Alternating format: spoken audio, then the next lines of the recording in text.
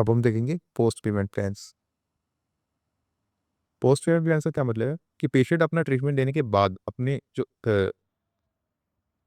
जो फीस है वो पेशेंट अपने ट्रीटमेंट होने के बाद भरेगा। ठीक है, तो इसमें क्या होता है, सबसे पहले तो ये लेट 1930s में शुरू हुआ था, सबसे first time by local dental societies of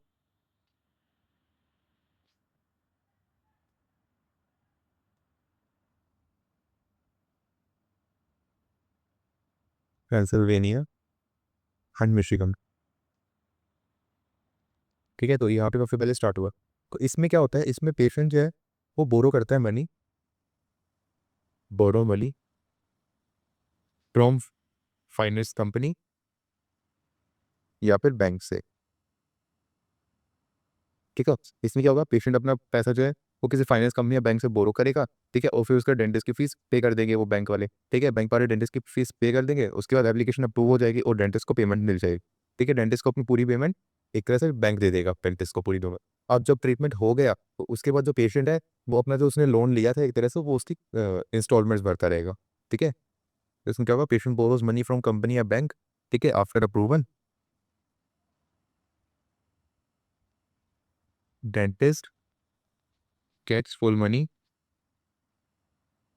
money या fees from bank.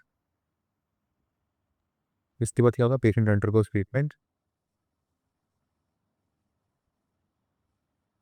And then repays to bank in form of instalments, small budgeted instalments. ठीक है, तो उसके बाद क्या होगा, अब इसमें मतलब सबसे पहले जब ये स्टार्ट हुआ था ना तो ऐसी उम्मीद की गई थी कि ये जो ऐसी पॉपुलेशन है जो ज़्यादा अफोर्ड नहीं कर पाती उनको बहुत ज़्यादा हेल्प करेगा। ठीक है, लेकिन इसके डिसएडवांटेजेस क्या हैं, डिसएडवांटेजेस हैं,